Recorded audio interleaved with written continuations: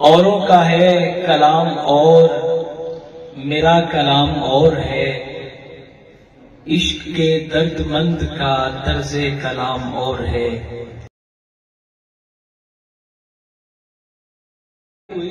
Doctor صاحب آپ نے بھی یہ بات سنی ہوگی کہ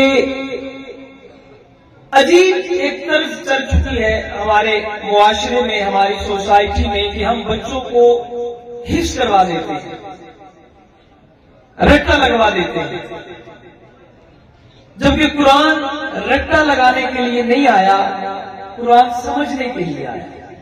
یہ بات آپ نے سنی ہوگی۔ معاشرہ اس طرح کا ہے کہ جب بھی کوئی نئی بات آتی ہے ہم کہتے ہیں واہ واہ، یہ بڑے اہل علم لوگ ہیں، انہوں نے بڑی کمال کی بات کی ہے۔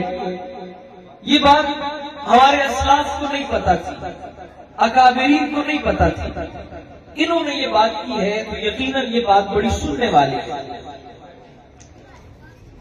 میں جانتا ہوں ہمارے ضلع گجرات کی ایک معروف علمی شخصیت ہے، انہوں نے اس کو ایک ٹرم کی حیثیت سے جانا اور ایک نام دیا کہ حفظ کریز۔ انہوں نے کہا کہ ہم بچوں میں حفظ کا کریز ڈال رہے ہیں، جبکہ قرآن اس لیے نہیں آیا کہ اسے رٹا لگائے، قرآن سمجھنے کے لیے آیا۔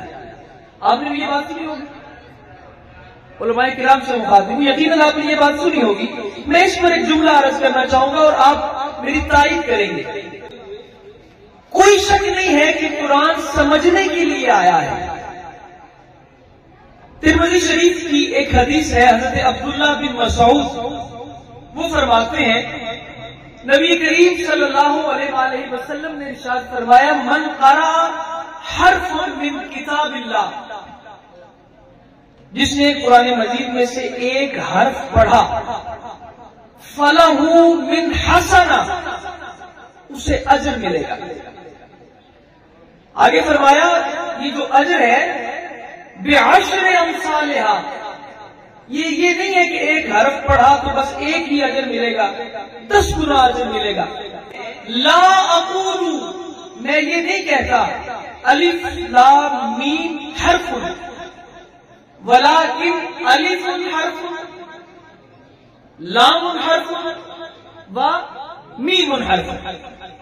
اب میں یہاں پہ ایک بات عرض کرنا چاہوں گا، الف لام میم ہو، یاسین ہو، طٰہٰ ہو، آج تک آپ کو ان حرفوں کا مطلب پتا چلا ہے؟